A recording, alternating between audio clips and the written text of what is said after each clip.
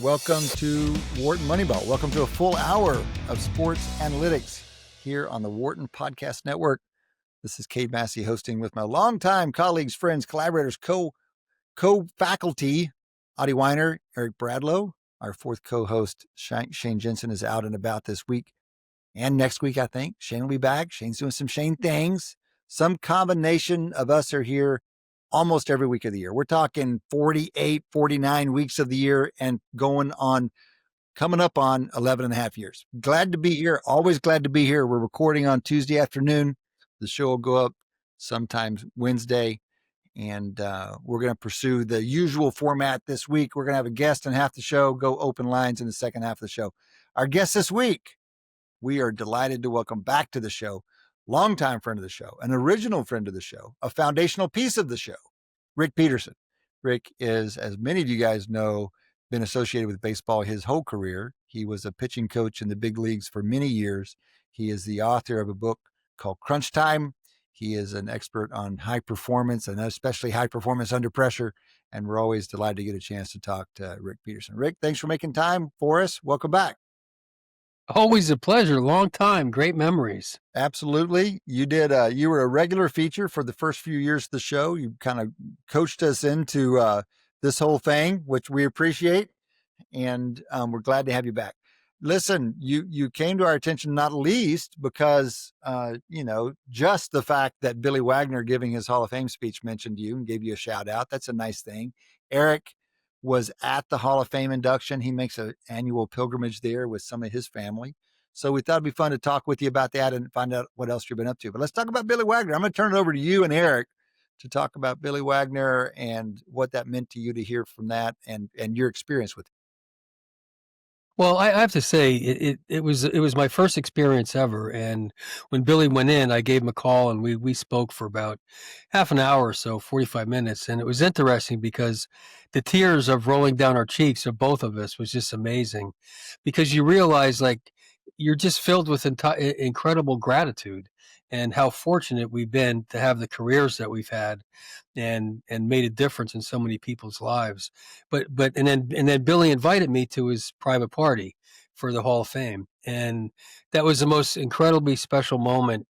One of the moments that I've had in my career, and very seldom as a coach do you ever actually get feedback from the people that you coach, and objective feedback, even more importantly. And Billy was very open about so many moments that we had, during that time we were together in New York, and really just talking about the real special qualities that Hall of Famers have. And I've been fortunate to coach over 7 Hall of Famers actually, and the common thread with the Hall of Famers is just they're all the same. And these people are the most process-oriented people that I've ever met in my career. And they and as a teacher, you become a great student. There's no way that you could teach anybody until you become a student of that particular person, so that you understand, where they are, how they think, how they feel, how they act, how they process information. Because as we all know, it was one of the openings, I think, of the show when I first came on, a trip to the mound. And when you make a trip to the mound, you basically have about 30, 45 seconds in order to get this person's mind refocus. I mean, you're not going out there because he just struck out the first 2 guys on 6 pitches and he's got nobody on base. You're going out there because we're in trouble. It's crunch time. It's crunch time at that moment. And to be able to hear his feedback about how I was able to send a message to him that was very fruitful for him, to be able to turn around his thoughts and be able to get back to execute one pitch at a time to get out of that jam and to close out that save for a win. So, once again, very seldom do you get that kind of feedback. And I think it's just so helpful and so productive, so that you can realize, how someone thinks and feels and acts when they're performing at the very peak level of their careers. Rick, what do you remember? What's something you remember about Billy Wagner as a player or coaching Billy Wagner? What's something concrete when you think about him as a player and your time with him? What's something that comes to mind? What comes to mind more than anything else was Billy. Billy was possessed. And that's a common thread with all Hall of Famers that I've coached. They are possessed to be best, whatever it takes to be best. And what they want to know is what's the process to help them be best. And it was very interesting because Billy always struggled with his slider. It was always, trying to stay behind it instead of getting around it. And we would come up. And in fact, as a student of the person you're teaching, I kept trying to help myself understand how can I help him feel this. I mean, right now they have Rhapsodo, they have more technology than they've ever had before. We didn't have that back when I was coaching Billy at that time. Had we had that then, you could really show him, through the technology. But back in that day, you were doing it through feel and helping him get to understand, because once you feel it, then you experience it, and then you know how to repeat it. And one of the things that we did, and it was on video, we had videotape of it on SNY where they filmed a segment where Billy's pitching uphill. So the rubber's behind the mound. He's pitching uphill, and we had him throw his slider about 30 feet instead of throwing it 60 feet, where you're getting out there with extension. We had him throw it at 30 feet that you had to get behind the ball to throw it down to stay behind it. And here's Billy Wagner uphill with his eyes closed, throwing sliders at 30 feet. Anybody that would come and witness this would think like, what the hell are these people doing here? Don't they know that the mound is backwards and they're only throwing at halfway distance to the home plate? Uh-huh. But that was the way that he could feel it. Yeah, right. And it was so fascinating that every single day we would go out there, that he was available for that night to pitch that night to close out a game. It was always about that process that night, who he may face, who he may not face. And so that the preparation was just off the charts. So basically, by the time he got in that game, he had already got those guys out in his own mind. And now it was their time to get punished by Billy Wagner. Yes, Rick, I got a few questions. So Sure. First, Billy told an interesting thing. I'm sure you know this. He's right-handed. He broke his arm Right. as a young man Right. and then started throwing lefty. Can you just give all of us, first of all, in your entire career, obviously with, all the teams you work with, the Orioles, how impossible is that to believe? Let's start with that. Impossible to believe. It's more than impossible to believe. And it's so impossible to believe because I think in our DNA, the left and right side of our brain, help us balance out like what we do things right and left-handed.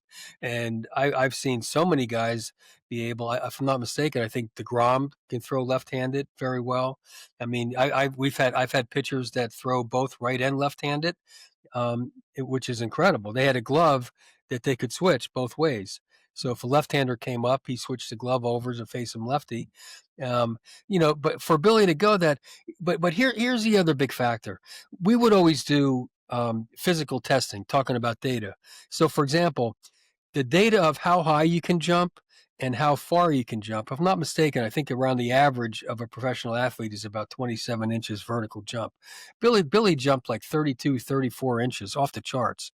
And when we did the physical testing that year, and then also the standing broad jump, how far you can jump. So if you jump over 90 inches and you jump into 100 over inches, you're talking about high-end velocity. I mean, so for young prospects, that they start to say, well, he's only 86 in high school. Well, how high does he jump and how far does he jump is a great predictor of how much velocity is left in that DNA.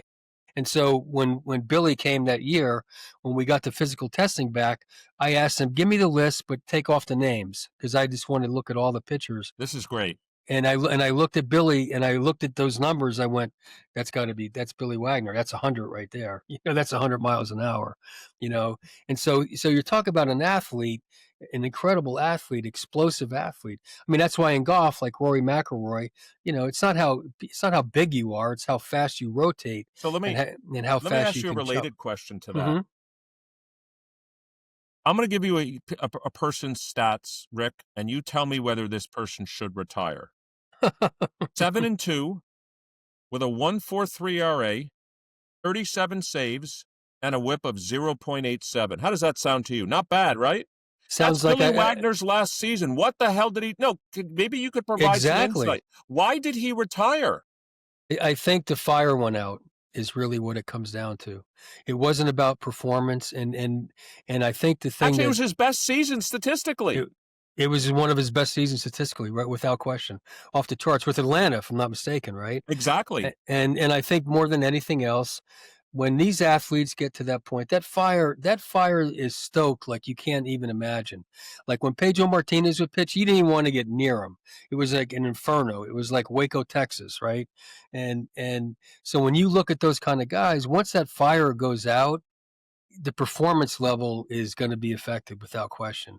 And I think Billy, with a young family at that point, and he wanted to spend time with his kids, family became, a major priority after traveling around, because I'm not mistaken, I think Billy started with Houston and then Exactly. then I think he went to Philly, and then he came to New York, he went to Boston, and then I You think are 100% correct. yeah, then he finished up in Atlanta, right?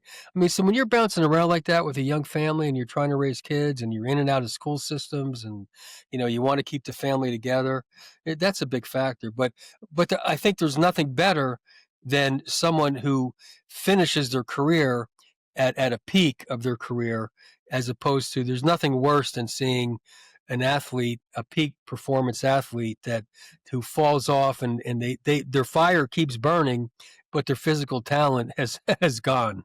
And the last thing, I'd love to get Adi's thought on this too. Why did it take?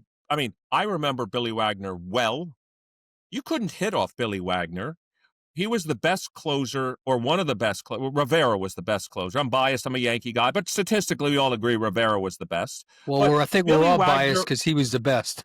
Yeah, it's not biased. He was the best. He was the best. Billy Wagner, why did he have to wait 10 years to get into the Hall of Fame? I mean, what the hell? Billy Wagner's numbers didn't get better or worse. 422 saves, right. A whip of 1.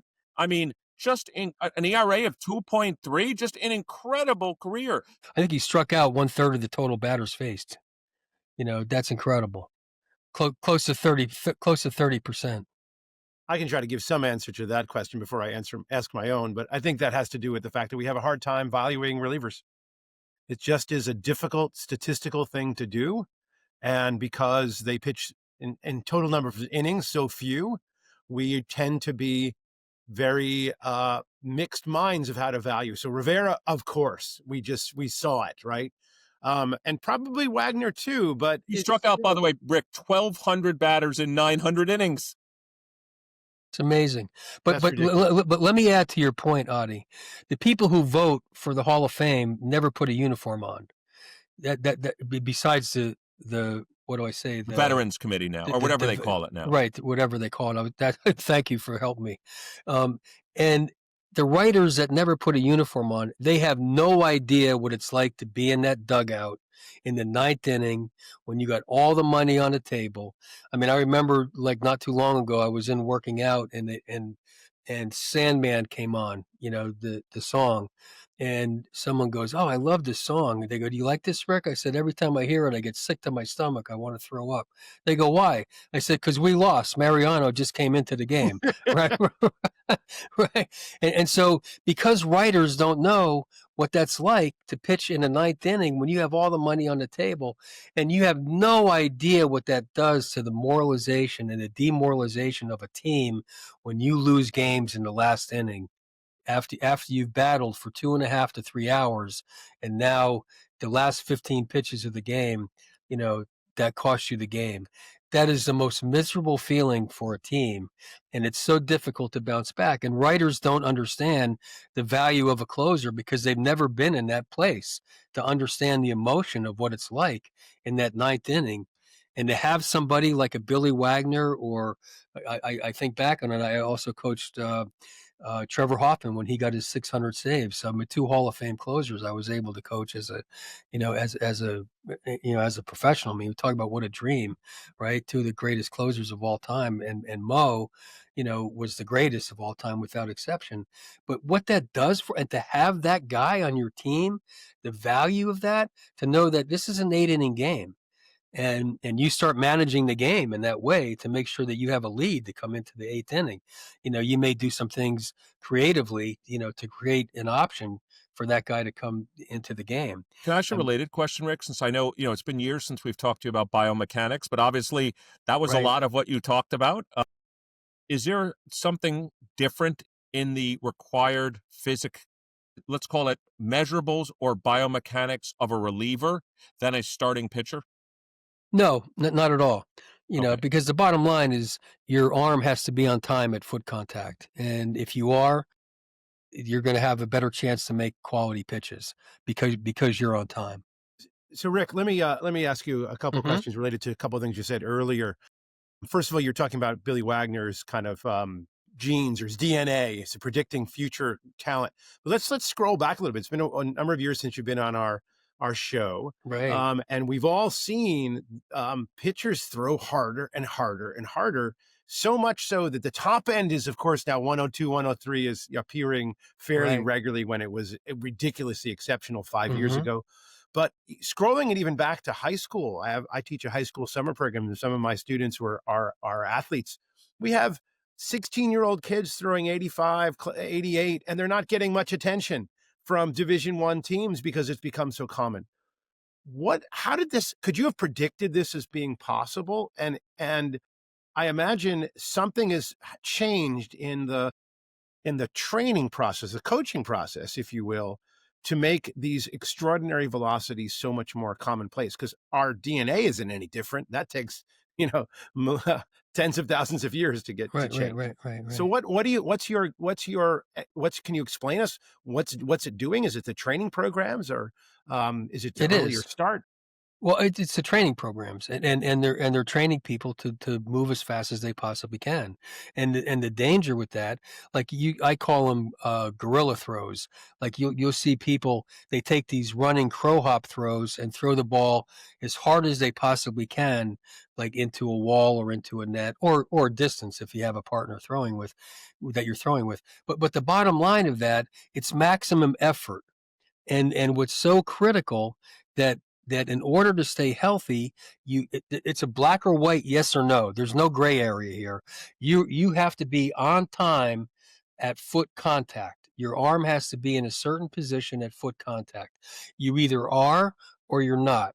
And if you're late at foot contact, you're going to get injured. So if you have pitchers training at max effort, it's very difficult to be on time at max effort. That's why you look at golf, long drive contests, those guys can't play on the tour. They can't put the ball in play. In 3 minutes, they can put one in play at 400 yards. But to put 14 of them in play, for 18 rounds, forget it. They can't, because max effort, it's impossible to be on time. So what happens is when you're training people at max effort levels, and I think the same thing conversely with what's happening offensively. It's all about exit velocity off the bat. And so what's happening now, if you want to get higher exit velocity off the bat, you have to swing at a certain plane. And in order to swing it at a certain plane, you're going to swing and miss an awful lot, is what it comes down to. But when you make contact, the reward, the risk reward is going to be there. The reward's going to be there, but the risk is a ton of strikeouts, which you see strikeouts off the charts in Major League Baseball. Hold on, let me follow up on that, because I haven't heard that before, and that's interesting to me. You're saying that for maximum swing velocity, they're trained to always be on the same plane, and if you deviate from that plane in order to reach wherever the ball might be, you're going to be coming off that maximum velocity and probably out of the groove that you're accustomed to. Is that right? You're trying to hit the same swing plane for maximum velocity. Adi's saying no. Not necessarily same swing plane, but a swing plane that's going to lift the ball, put the ball in the air. They don't want the ball. They don't want the ball on the ground anymore. So line drives, even though when you look statistically, analytically, a line drive has the highest batting average than a ball hit in the air. A line drive is still the best way to hit. But you're not hitting home runs with line drives. You got to get underneath the ball to lift it, and to have that kind of swing plane. I mean, that's why you see now, back when I was a pitching coach, the fastball down and away had the highest velocity or had the highest value for a pitcher. I mean, that was the one area, and it still is today. They just don't try to execute pitches down and away as often as they do. They want to elevate the ball, because when you see swings and misses in the big leagues, the bat is underneath the ball. The ball goes over the bat. and that kind of swing plane, the way to combat that is throw breaking balls down and fastballs up, so nobody pitches east and west anymore. They pitch north and south. I mean, that's where the value has become, because they've changed the swing plane for hitters. But then you see strikeouts off the charts, and especially with high end velocity. But what you're saying, the trade off for that, Adi, the high end velocity, is that you have less innings, because you can't maintain that high end velocity for 7, 8, 9 innings, and that's why innings pitched keeps going down. Velocity goes up, innings pitches go down. But injuries have not diminished in any way. They're as high or as higher than ever. Well, they're higher. They're higher because it's more difficult to be on time. But the thing that has been more beneficial is that they're pitching less. So if they pitch more, injuries would even go off the charts even more. So what has struck me is it seems that the balance that we're in, the holding pattern, doesn't really make any sense, because It doesn't. you have starting pitchers going 5 and 4 or more relievers finishing a game. And almost every game, one might blow up because they don't have what it takes.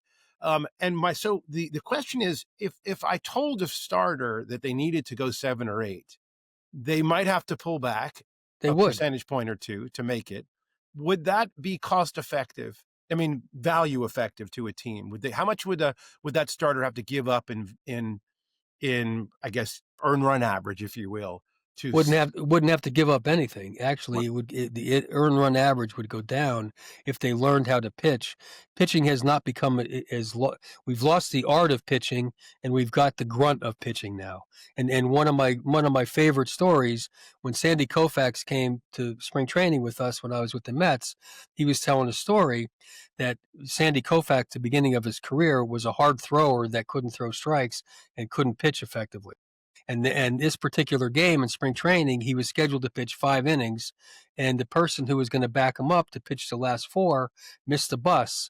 And so he said, "Hey, look, I can pitch a couple extra innings. I'll pick up a couple of his innings." So Norm Sherry, his roommate and catcher, said to him, "Hey, listen, Sandy, if you're going to pitch a couple extra innings, it's still spring training. Just back off a little bit. Back off and pace yourself." Sandy Koufax pitched a no-hitter that day, complete game no-hitter, and he said, "That's when Sandy Koufax arrived, when I understood I can take the grunt out." And one of the comments that he made in spring training to our young pitchers, see how easy you can throw hard. What a great statement from a Hall of Famer. And so you hear all these guys, Smoltz, Maddox. I mean, one of the great documentaries is One of a Kind. It's all about Greg Maddox. It's about an hour and a half long, and he talks about the art of pitching. He was never focused, and in my opinion, I think that's what happens with golf. Golfers, when they learn how to play, they want to learn how to swing faster and hit the ball further before they learn how to hit the ball accurate. They got it backwards. They would be much better off learning how to hit it accurate and then add on to speed and distance. In my opinion, they're coaching it backwards. Well, what you're saying is that it's very much counter what I guess most of the teams are actually behaving. Of course. That's why you'll never see a Greg Maddox, to your point. You'll never see a Greg Maddox, but was it, or Tommy Just so Glavine. you know, Rick, Adi and I had John Smoltz on the show, and Adi asked him specifically, would Greg Maddox even make the major leagues? And he said, no way. They wouldn't give him a shot at it. I won 355. Right. They wouldn't give him a shot at it. No. And what's so interesting, when it comes down to that, is that the fact that, they've gone from, like I've said before, like I just mentioned earlier, the art of pitching is no longer, part of what's taught. What's taught is the grunt of pitching, how hard you can throw it, and how hard you and how much depth you can get on a breaking ball so that you can pitch north and south. Rick, I've always wanted to ask this question. Let me just build on Adi's, see the logical conclusion. I'm going to say it in a technical way, but then a non-technical way. Like, why can't we be Bayesian in the following sense? If it looks like Rick Peterson has his stuff that day, let's leave him in for 7. Because we know there's queen game variation, and within game variation. But if this looks like one of the good days for Rick Peterson, let's leave him in longer. If it looks like one of the worst days, we can pull him out faster. But why wouldn't we have the intention of having to say, slow down the pitching a little bit, go 7, this is one of your good days? Is that a bad strategy? No, it's a great strategy, actually. I mean, I wouldn't phrase it the way that you phrase it, and I wouldn't teach it the way that you're explaining it. But what we would teach, I mean, I used to call our pitchers, you've heard me say it a zillion times on our shows, professional glove hitters. You get paid to hit the glove. Now, what's so amazing to me when you watch a game, if you watch the home run hitting contest before the All-Star game, the catcher would give the sign, or not the sign, the pitcher who was pitching, the catcher had the glove waist high, middle for the home run hitting contest. When you watch a game, the catcher gives the sign and puts the glove waist high, middle. I'm like, the same target for home run hitting contest is what you're doing during the game, and talking to people that are still in the game today, they're not focused on actually hitting the glove, making pitches. I mean, I think the most amazing thing, when you talk about Greg Maddux again, he pitched a 78 pitch shutout. And afterwards, the writer said, Greg, what's your analysis of today's game? He said 74 out of 78. And they said, what? What does that mean? He said, I hit the glove 74 out of 78 times. And it brings me back again to golf, because I've gotten into golf a lot. You see I have a Pebble Beach hat on, and I play what I call Chi-Chi golf. And it comes from Chi-Chi Rodriguez. And they asked Chi-Chi years ago in an interview, they said, Chi-Chi, how have you been a great championship golfer for all these years, and you really don't have a great golf swing? He said, it's very simple. I put the ball on the tee, I look at the ball, and I hit the ball where I want to hit the ball. Then I get to the ball, I look at the pin, and I hit the ball to the pin. And that's how it sounds a lot like either Yogi Berra or Joe DiMaggio. Yeah, exactly. Story of hitting. I look at the ball, I hit the ball. I hit the ball. It's the same, right? And that's how I play golf. I don't have a lot of swing thoughts. I have target thoughts. Where do I want to hit the ball? Not how am I going to hit it there, but where am I going to hit it? And I feel like I've gotten good enough that I can hit the ball where I'd like to hit it more often. So it's interesting. I mean, I don't want to segue the conversation to golf more than it already is, but I will teach a lesson that Mark Brody, who's really the chief, the sports golf analyst, he's kind of like the Bill James of golf analytics. He came and spoke to our students this past summer. Wow. And he said it's interesting because he actually asked the students a question. If you have to hit the ball really far at a loss of accuracy, or not as far with more accuracy, what is proven to be the better strategy among professionals? So you have to be careful with this, because it's not this is not your average player. And it turns out farther with less accuracy tends to be a better bet. It's what we call the riskier move. And unless you're in the majors and the rough is this high. Well, yeah. So this is, and so it's interesting because it does have a parallel in pitching insofar, in sense that we've been pushing enormous movement, massive velocity, potentially, I would argue, and what you're telling us, at the expense of control, and of course, and in much more, I think, also the expense of innings pitched. And I think it's the innings pitched that has been the killer. And as Eric and I, as Yankee fans, we can't take it. It's like they pull the starter after the 5th, and then you get 4 clowns get out there only to get the team. And Adi, my point is, and I'd love Rick's thought on this, even if they're not 4 clowns, one clown's going to have a bad day. Right. Well, that's an interesting, we've been hearing that some this year. It's we learn best from the things we pay the closest attention to. And so you guys are learning from the Yankees. But that's a neat little hypothesis, and it's a model waiting to happen, Adi. You need to get that one out there. Rick, we're going to have to let you go. We appreciate you making time for us. Great to catch up with you. Congrats on getting another of your proteges into the Hall of Fame. It's been a great summer for you. Loved it. Great to see you guys again, man. Absolutely. Rick Peterson. Good to take care. All right. Come back and join us after the break. Welcome back. Welcome back to Wharton Moneyball. Welcome to the second half of this week's show. Just off the line with Rick Peterson. Rick was a mainstay of our show when we got off the ground 11 years ago. Haven't talked with him a little while. He got a big shout out at the Hall of Fame ceremony this year. Fun to get back in touch with him a little bit. I'm still here, Cade Massey, with my colleagues, co-host Eric Bradlow, Adi Wyner. Shane is out. Shane will be back. Probably not till September, but he is going to be back. Eric and Adi, any reflections on our catching up with Rick? And then we'll talk a little bit about MLB around the league. Well, as a non-actual professional baseball player, or even a former, amateur level professional baseball player, it's hard to make prescriptions. But one of the things that he said was repeatedly is that the athletes today are not taught to become pitchers, but they're just learning how to throw really hard. What was the word for it? Grunters, I think he said.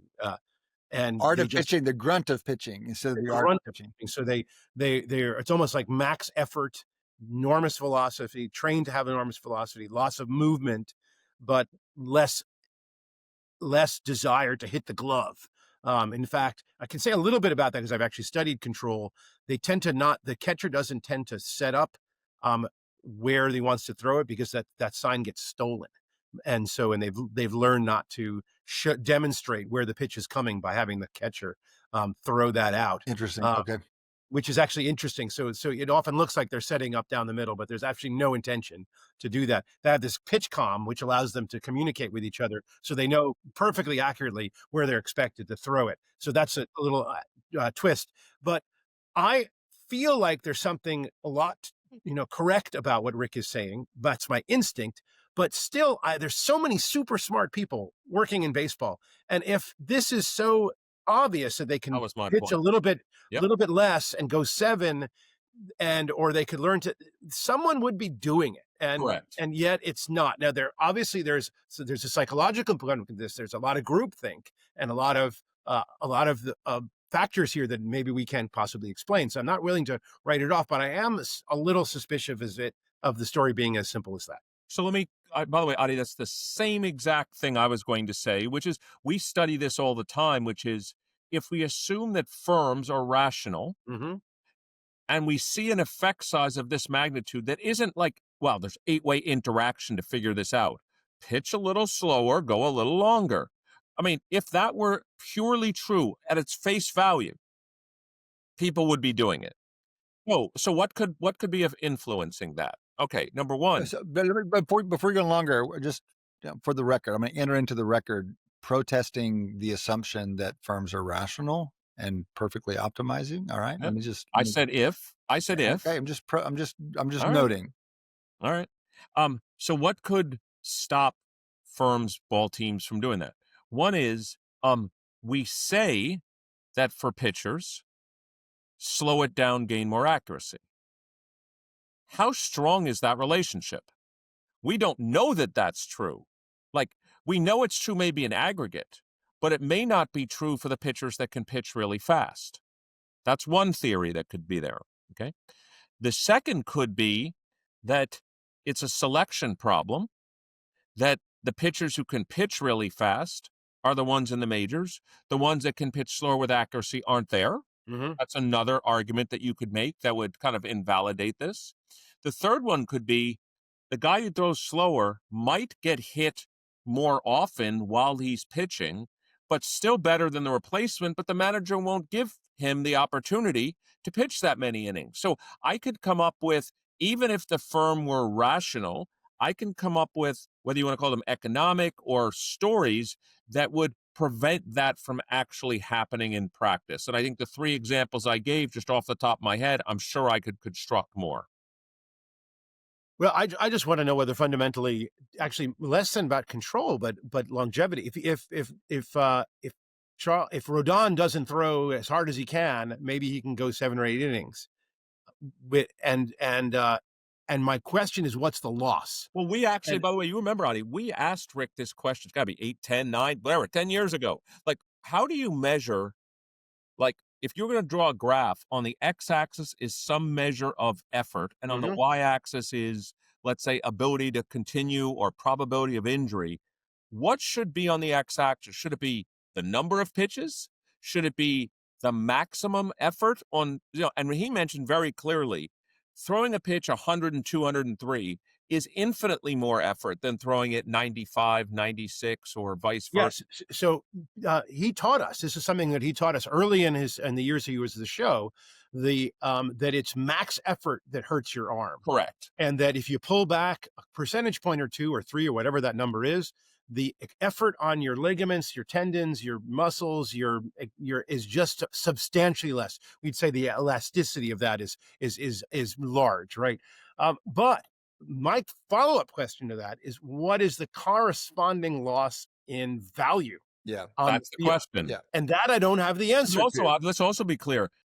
We should also be forward-looking and not myopic decision makers, which means the person that also throttles back 3% might actually be able, let's say it's a starter, might actually be able to pitch 30 games and not get injured. That's right. So now there's also additional value there. Well, let me just add one complication in actually running any of these experiments. And we talk about the Maddixes not getting a look. And the truth is, Maddix would be less effective, presumably these days, just because batters have become better and they've adapted. Well, maybe Maddix is a bad example because the main thing that they've adapted to is speed.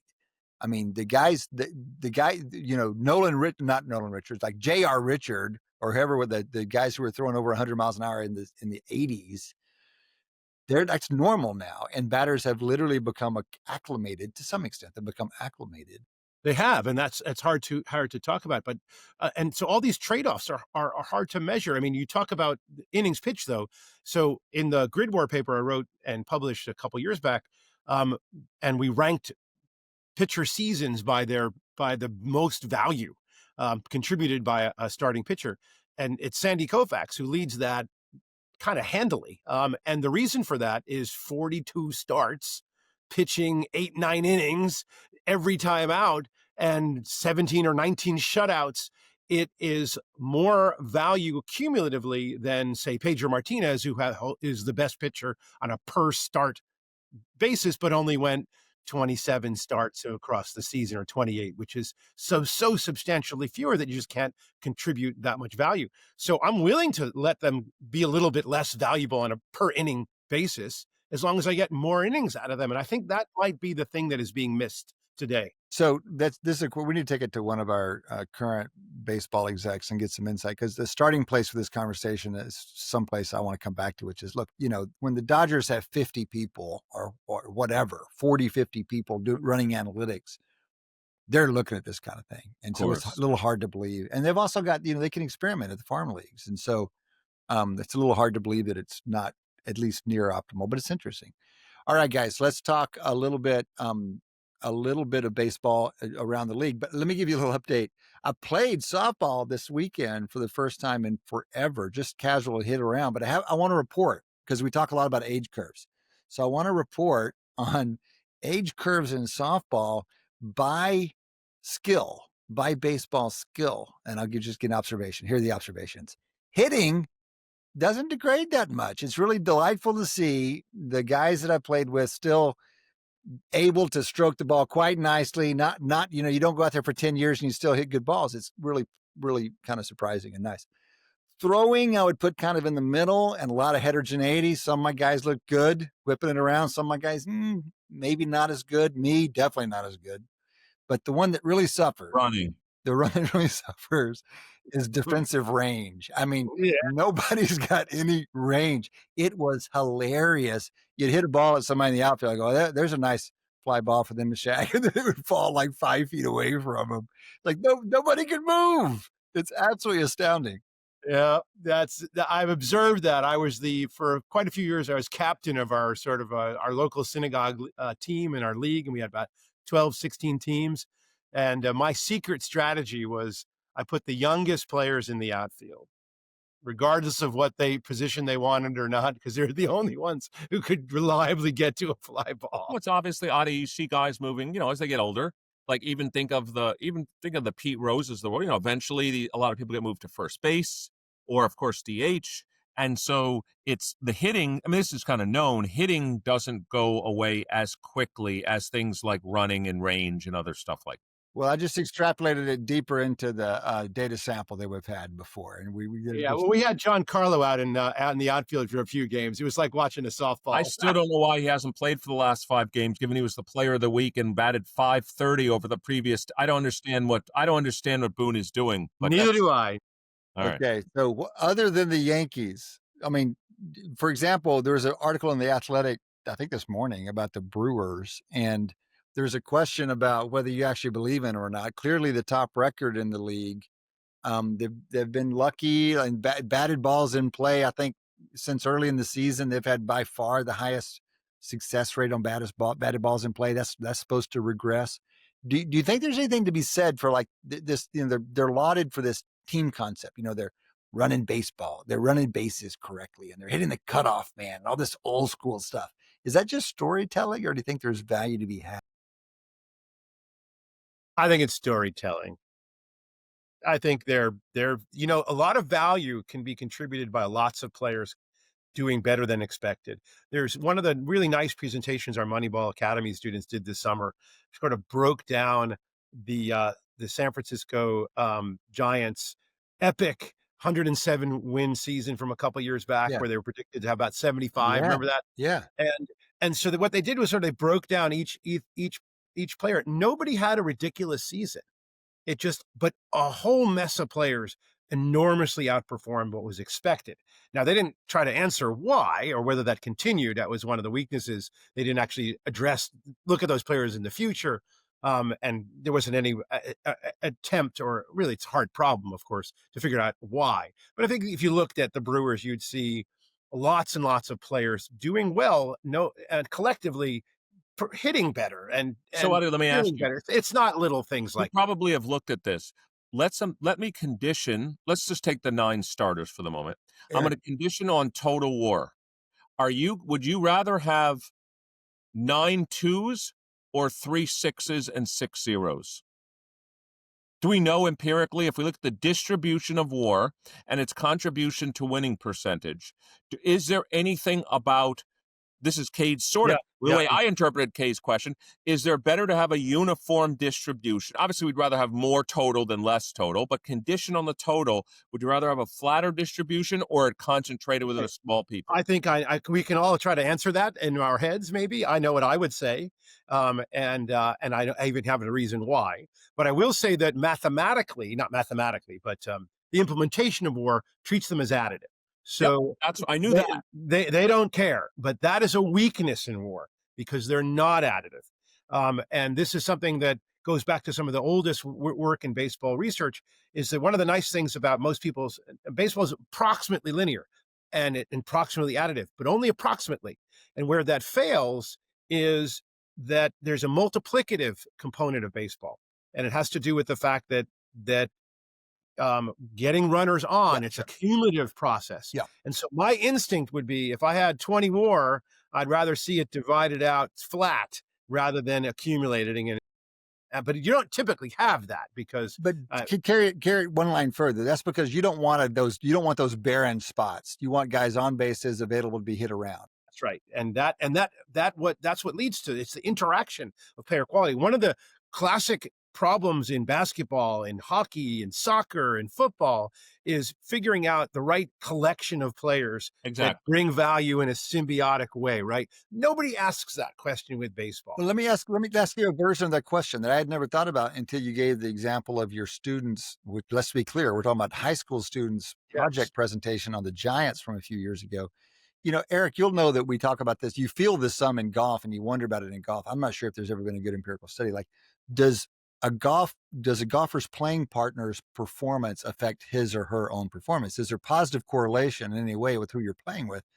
Has anybody ever looked at that in baseball? Like the Giants, everybody is above expectation. Without knowing why, we could posit a few possibilities. So, for example, it could be coaching. It could be clubhouse atmosphere. It could be positive examples. It could be a lot of things, but just empirically, does it exist? Is there any correlation between player performance that we've observed?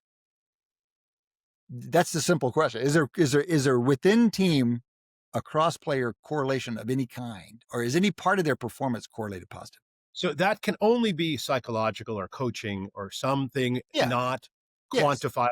And so And hold on, Eric, not just, I mean, Eric, Adi, just because it's coaching doesn't mean it's not quantifiable. well, it's hard to measure. I don't think anyone has. I've never seen anyone attempt to measure it. Well, could you not measure it? Did your student not just show an example of a positively correlated above expectation performance by the Giants players?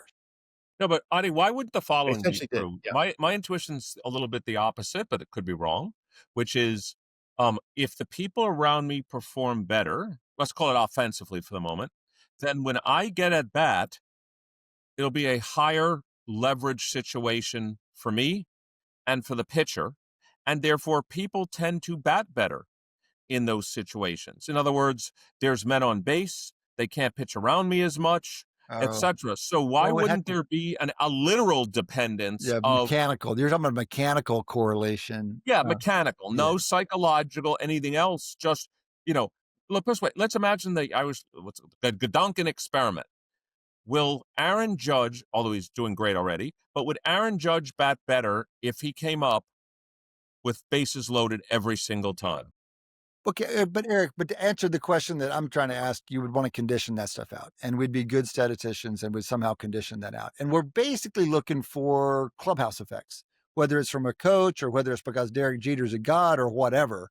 There's some kind of clubhouse effect that everybody's just kind of up. I mean, is there? I didn't want to condition that out, but okay, we can condition that out. No, Eric, you're right. There's going to be a mechanical one, and then so that's a higher bar for there being some psychological thing. You have to condition that out and find out whether there's something on top of that. And I'm not saying there is. I'm just saying, couldn't you look for that? And isn't that exactly what people say a good clubhouse is, or a bad you could do that. Is? You could look at residual performance and see how much residuals are correlated. You could do it within innings, cross games, within seasons. You could do it. Maybe this is a way to think about managers is the ability to look at cumulative or correlated residuals of multiple players. These are all reasonable things you could do. If you had a baseline model of performance, you could measure exceedances and see whether those exceedances are correlated. Rick gave us an example, and it's just an anecdote, but Ichiro's team thought that there was correlated performance in Peterson's pitching staff facing Ichiro, right? So that's the kind of thing we're talking about, just kind of writ large. And it's a little surprising that it hasn't been. It's probably, if it's there.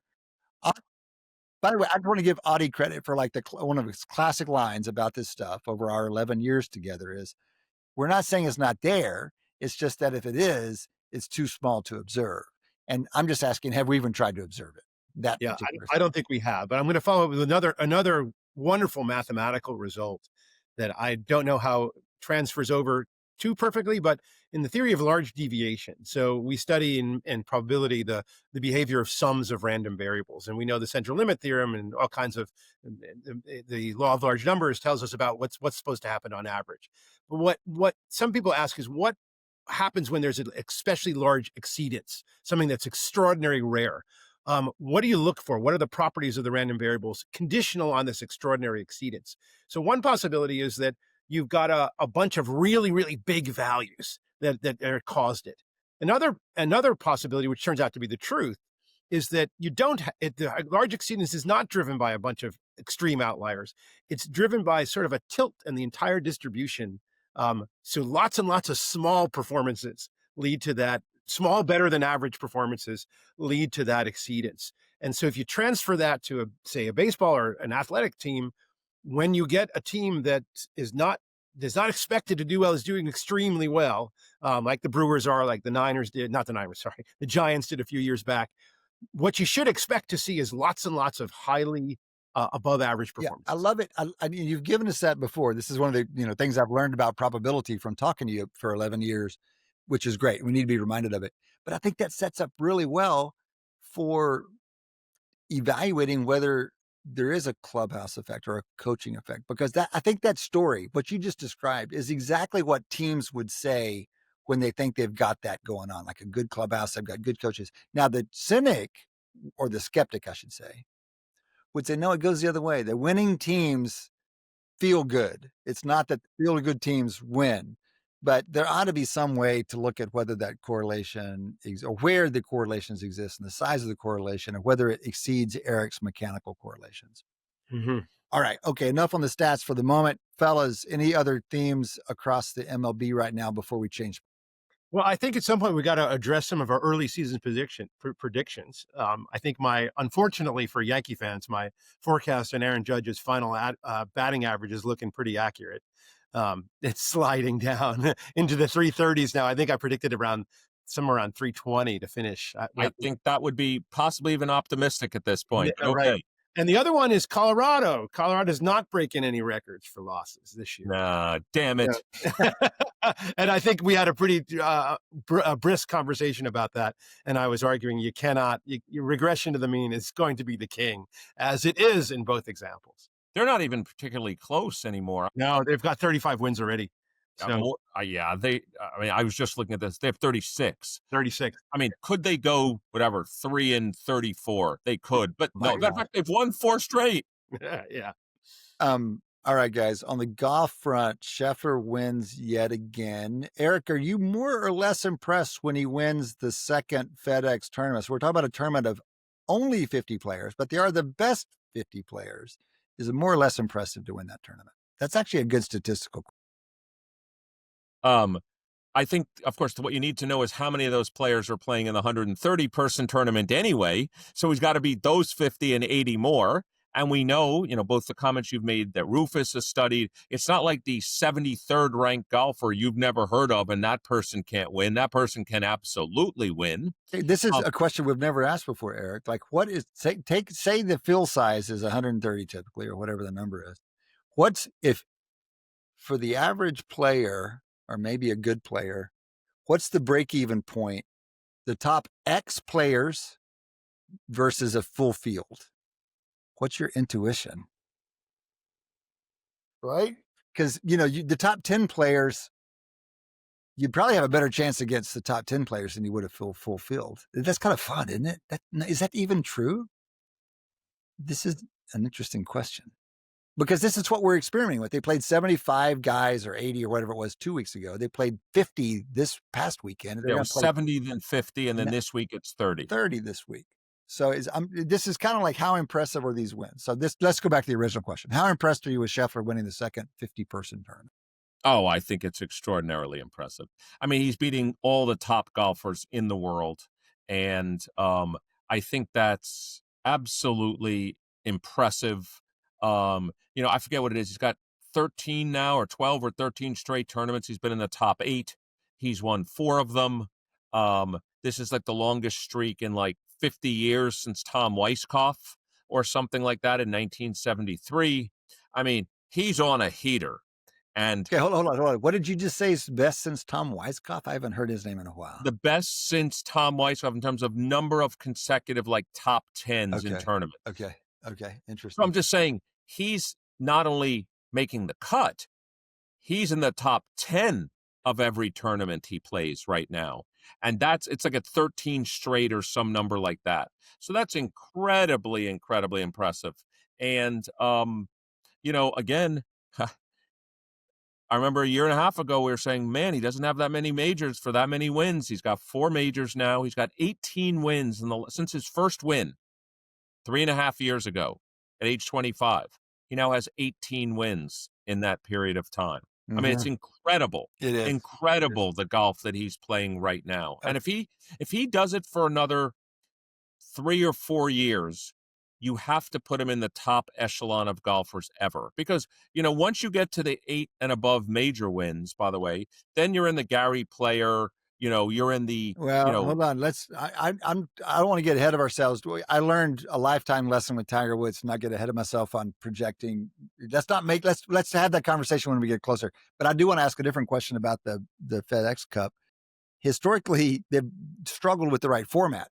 Guys qualify for this, they earn a certain amount of points, and then they want to somehow, when they get down to these final tournaments, reflect what they've accumulated over the previous year. And so guys would start out with advantages, Yeah, they got rid of that. They got rid of all that. And so I'm curious your opinion on it, because it is a very different thing, but I'm having a hard time not feeling like, well, this is so much better. This is so much simpler. And really, when it's not like you play the NFL playoffs and if you beat the wild card round, if you win the wild card round by 35 points, you get an advantage in the divisional round. I mean, that doesn't happen anywhere I cannot else. tell you how much I hated that previous. Like the 30th person would start at even, and then the first person would start at -10. That was literally what it was. And I'm like, what a waste. What a total waste. And now the top 30 people in the FedEx standings all start in a regular tournament at even par, and let's see who wins the I mean, damn you made the cut. You made the cut. It's You made the categorical, and cut. you move That's on. it. Yeah. You got the same chance as anybody else to win this tournament. But the that's just a tournament win. They still have this separate points accumulation thing, right? They do, but Scottie Scheffler's already clinched that. Okay. No, So it's just he's another number tournament. one by far. He's number one by So far. I suppose as much intrigue as we have is around the Ryder Cup. And will it be after this next week that the Ryder Cup qualification? Next Wednesday is when the 6 automatic qualifiers are basically set for both teams. But Keegan Bradley, who is the U.S. captain, next Wednesday is when he announces the 6 captains picked. And of course, the big thing there is, does he pick himself? Because he's number 10 right now. Okay. And by the way, he is in the final 30. Yeah. And let's imagine he wins this. Then he'd have to pick himself. I mean, come on. Well, I mean, where give me the over-under on his position in the top 12 and whether he'll pick himself. So if he's 12, maybe not. If he's 7, he does. What about in between? I think if he has a strong performance, he has a top 10 performance this week, which would move him up, because obviously a bunch of the players playing this week are Europeans, so they would. I think if he has a top 10 this week, he picks himself for the Ryder Cup. Okay, if he so doesn't, momentum. We know momentum matters in golf. Not just momentum, it will move him up. It would move him up from. It would both. Both are going on. That's exactly right. Okay. Yep. All right, guys, near the end now, but we got to talk football. NFL just finished preseason week 2. We are 3 weeks away from 2.5 weeks away from kicking off the NFL. We are a week and a half away from week 1 in college football, but this weekend, fellas, week 0, we are on with one of the rivalry games in college football, Kansas State, Iowa State in Ireland, kicking off noon Eastern time. The season's off the ground. This is actually a fun game, a meaningful game. They are both top 25 teams. Kansas State is 17 or so, and Iowa State is 22 or so. I think K-State's favored by about 3. They're both considered contenders in the Big 12. Of course, probably half, at least 6 or 8 teams are considered contenders in the Big 12, but they are 2 of the favorites in the Big 12. So it's a meaningful game, and we're off the ground. Adi, we've just lost Eric. Adi, are you excited about college football? Hey, I know we've pulled you into pro football. What is your attitude towards college football? Okay, so this is an incredible moment for college football because it is so much in transition with the way it's professionalizing. And at that level, I'm very interested in it. I'm interested in predicting what's going to happen and trying to understand what it means to have all this paid athletes, the NILs. This is fantastic. I love thinking about it because it's great data. In fact, just listening to you, I immediately had a question. I wonder what the answer is. Is conditional that you're not talking about a top 1 or even top 5 teams. What is the RMSEN rank preseason on a team like these? So you said 17, 22.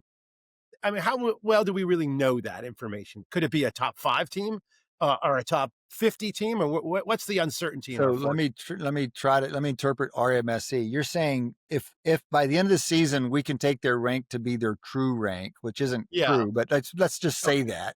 You're asking what's the era in the preseason ranking versus their final ranking, essentially. Mm-hmm. And I've known that in the past precisely because we do modeling, massive people, we do modeling, and so you want to know that about yourself. You want to have some sense of how much these things travel over the course of a season. And I don't recall the exact number, but it's what, Adi, you started to say something? Well, this is before there's been any game. So I'm actually asking something. Sure, it travels along as observation. No, I mean, no. I mean, from week 0 to end of year, how much does it travel? And the 90% confidence interval is substantial. I mean, it may be, I don't know if it's plus or minus it's at least plus or minus 10, but I think it's more than that. I don't think it's plus or minus 20. Okay, well, that's what I wanted, because it's plus or minus 20. That's a huge swing. Yeah, that's too big, but it does. 10 not- 10 doesn't seem right. Well, 90% confidence interval, maybe it's plus or minus 10. Maybe it's in that range. But this is kind of meaningless as well, Adi, because these distributions in the middle, they're all stacked up and everyone's real close to each other, and you can be 10 spots away and only a point and a half off. But at the top, they're more spread out. Okay, so a better question is, well, how likely is it that either of these two teams are going to be in the playoffs? The chance that one of these two, they would have to win the Big 12, almost certainly, to be in the playoff. And the chance that one of these, I think it's a 16-team league, the preseason last place team last year won the conference. And so there's a lot of uncertainty, famously uncertain in that conference. The chance that one of these two teams wins the Big 12, I'm going to say about a quarter. That one of them will win it. So about a quarter that, and obviously the team that wins this game will have a big step up on that versus the other guy. Plus, they both have interesting quarterbacks, especially K-State's quarterback, dual threat guy. They're both really well coached teams. It's a good solid opener. It really is a good solid opener. So that does make it interesting, because what you're saying is that the outcome of this will actually be quite informative about which of these two teams. Yeah, that's a good way to boil it down, Adi. This is a meaningful game for the playoff. If that's the criteria you bring, it's a reasonable one. As a very casual college football fan, that's a reasonable question to ask, and I would boil it down. And the other interesting thing, as you point out, is the other reason why you watch college football is you're watching the future NFL stars, but not knowing who they are yet. So it's fascinating to look at this data. It's almost as if it's right. So you talk about these two interesting quarterbacks. For all we know, in 5 years, we're looking at the potential star on the NFL. Let's put a finer point on it. Brock Purdy is the starting quarterback for the 49ers, famously as the last guy drafted a few years ago. Brock Purdy played about 17 years as the Iowa State quarterback, and everyone thought he was a classic Iowa State quarterback. No one thought he was an NFL quarterback. And you might look at their current quarterback in a similar lens, at least with that history. It makes it more interesting. The K-State quarterback's a little bit different animal and very fun to watch. And who knows? Who knows? We haven't seen his progress since last year. We'll see how good of a quarterback he is. So I'm going to follow up with another question for you.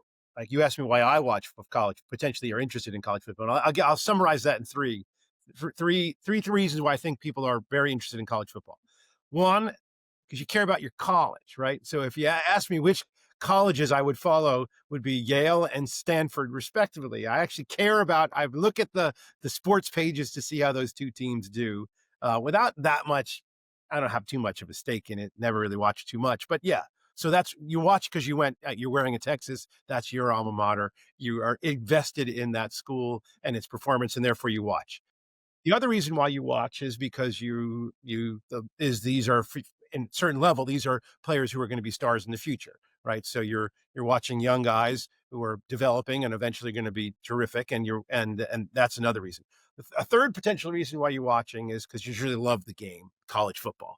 You just like this version of football, which I would, to respond to that, I would ask, we don't typically see that in other sports.